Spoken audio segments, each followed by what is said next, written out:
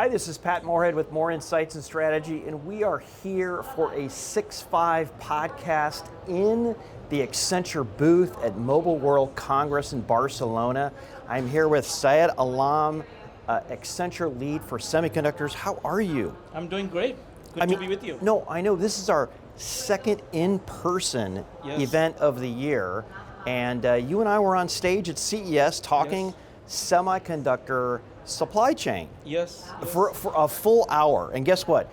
This is going to be a quick in the booth, and Syed and I, we're going to talk about kind of what we're seeing out there, but hey, maybe a great place to start is to educate our viewers on what do you do for Accenture, and why is Accenture, who I typically know as a big consulting firm, here at Mobile World Congress? Yes. So first of all, Syed Alam, I lead the semiconductor industry at Accenture, which comprises of everything from fabless companies to IDMs, equipment manufacturers, foundries, and IP companies. And we are at Mobile World Congress for many years, and this is where the technological innovation related to connectivity and mobile has been taking place for many years. And semiconductor, as you know, play a very important role in enabling most of these mobile connected solutions. So that's why we are participating at MWC. Yeah, it's a really impressive booth that you have here too. I got to see a couple of the stations. So in the green room, we talked a little bit about what's really hot at the show, and I think number one on your list was the Metaverse. So what are you hearing, what are you seeing, what are you thinking about related to the Metaverse and semiconductors? Yes, so first of all, Metaverse, there has been a lot of hype about it, and what we generally see, most of the hype coming from the consumer sector, and then later on business or enterprise adapting it. And this one we are seeing, in addition to consumer, business or enterprise is in the forefront. And we're seeing many business and industrial applications across many aspects of business and different industries, and a lot of use cases in different industries also. So that's very promising, and it looks like there is a very quick adaptation by the businesses. Yeah, it's interesting. Some people, stand back and say, "Oh my gosh, what a surprise! Business first," but in reality, the PC started with businesses too. And they were big and they were clunky, probably too big for the consumer, and then they got into the consumer once they were miniaturized. And the same thing for smartphones, right? The big luggables for the business people who would travel to their calls or be on site somewhere. So it makes sense to me historically that would be the case. But what does it mean for semiconductors? Yes. Semiconductors are enabling and actually powering all the technology behind the metaverse, whether it's the chips in the headset or the chips in the cloud, enabling all the data processing, connectivity solutions. So chips are actually making it happen for the metaverse, and they're playing a very critical role in this. And the semiconductor companies actually have to play a more important role in terms of driving innovation in the metaverse. Working on the chips with low power architecture for having more battery time on the headsets. Also looking at the compute ability on the headsets for doing more processing quickly. Also connectivity also important role in that one. And then AI solutions on the edge or on the cloud related to metaverse.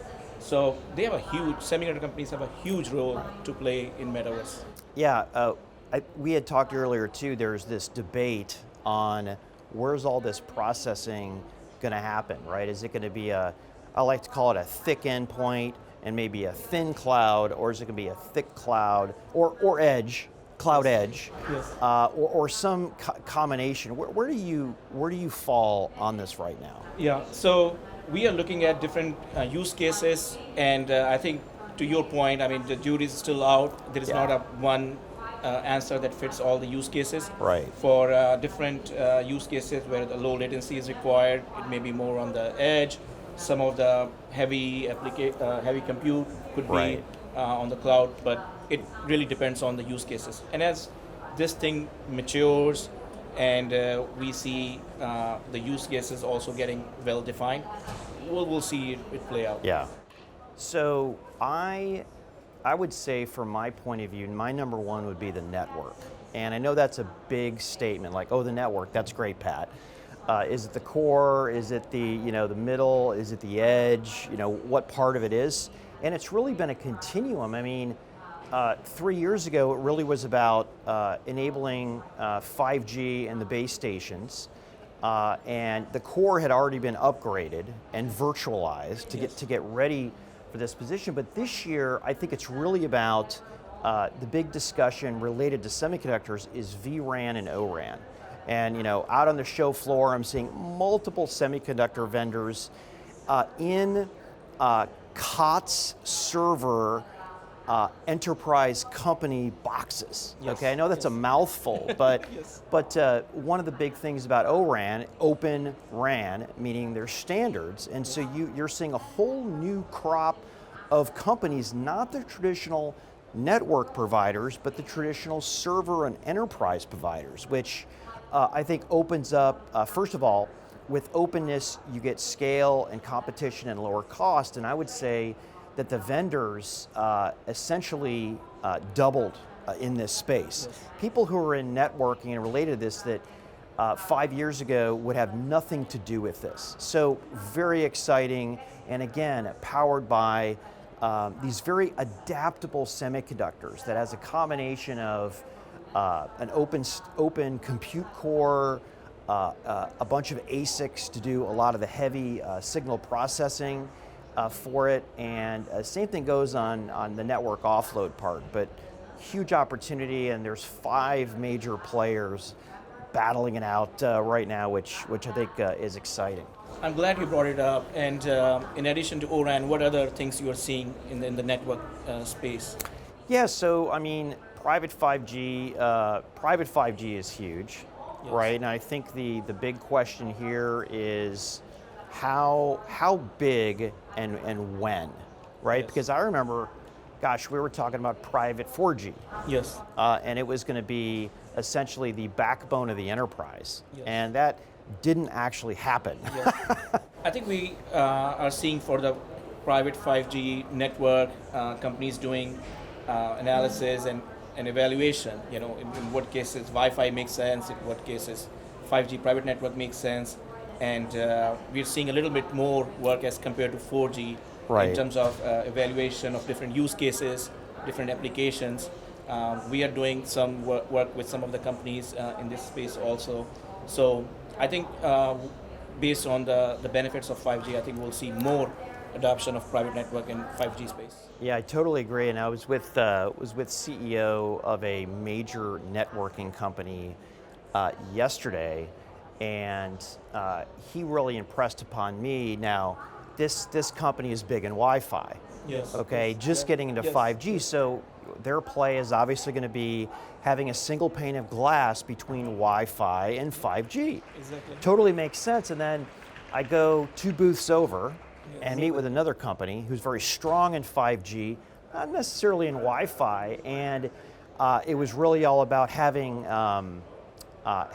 one type of network, Yes. 5G, and you don't need Wi-Fi. So a lot of figuring stuff out, and the vendor at the 5G booth basically said, hey, you don't want Wi-Fi and 5G. The signals are going to get Yes. crossed here. So anyways, it's fun stuff. Yeah, and it will play out over next couple of Yeah. years as 5G adoption goes mainstream.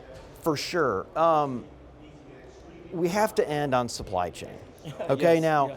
we don't have time. We had an hour at CES talk about Yes. supply chain. I think we Yes. have a couple minutes left, but Yes. what kind of updates are you hearing about the state of the semiconductor supply chain that, quite frankly, is paralyzing a lot of industries out there? And Yes. my gosh, we just saw a boat full of cars Yes. just sank. Yes. And we're already having a hard time getting Yes. new cars out because of chips. Yes. So based on our earlier conversation, we believe the chip shortage to ease somewhere Yeah. around end of this year, early next year. But at the same time, we have to look at it from the perspective of what technology, Yeah. what applications. So it's not going to be a single moment that at this date chip shortage is gone. Right. It will vary, it phase out, depends on the technology, the type of chips, and things like that. And at the same time, there is actually now really interesting concern that there may be a overcapacity Exactly. in 24 or something like that.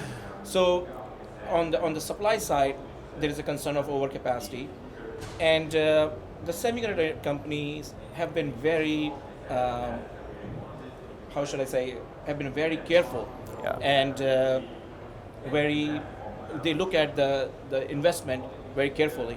They don't want to have us in a situation that that they have an overcapacity and they have billions of dollars of assets go underutilized. So they are very disciplined. That's the word I was looking for earlier. Yeah. They're very disciplined in their capex investment. It's billions of dollars of investment. So they want to make sure that they don't have underutilized assets of billions of dollars. So we'll see. And these things come online in 12 to 18 months. So if there's a situation that there could be overcapacity, things could get dialed down. So that's on the supply side. On the demand side, there is also concerns that there is a double counting of demands or buffering at each stage of the value chain. So OEM asking for a certain number of units, then the chip companies asking for a certain number of units, then the distributors adding to it, then the manufacturers adding to it. So we'll see how that plays out also. So there is that balance of looking at the real demand versus double counting, and then also supply, looking at the potential of overcapacity, and all this is playing out while we're trying to solve the current crisis. So very interesting times in semiconductor supply chain right now. Yeah, and I think you did a great strategic view. I'm going to give kind of some tactical things I've been hearing. The first one was just when we thought we had enough memory and storage, contamination hits, and I can't get enough memory and storage, and my prices are going up, and I can't get supply. Okay. Another networking CEO who makes ASICs for his networking gear said we're having to put hard orders in to 2025. Yes. And that just was a mind blower, because typically in semiconductors, you can have 90 to 120 days typically, even if you make a major mistake. So now we're talking almost 3 years out to make a major supply a buy. One other anecdotal story was about automakers who I thought really started to understand how to get through this, making demands of semiconductor companies without hard orders. So anyways, a lot of learning to be done, a lot of short-term, mid-term, and long-term things that the industry is doing to put in place to balance supply and demand. Fascinating stuff. So Syed, this is all the time that we have. I don't know if we can ever do anything less than an hour, but I think we did. Yes, it was. And if I can put a plug in, Syed and I are going to be doing a monthly podcast talking about semiconductors. We will let you all know when that date is under the More Insights and Strategy brand. But for this, Syed, thank you so much for chatting with me. Thank you for coming to our booth. Yeah, absolutely. So this is Pat Moorhead with Syed Alam from Accenture, signing off from the 6.5 podcast in the Accenture booth. Have a great day. Have a great weekend. Have a great week wherever you are. Take care.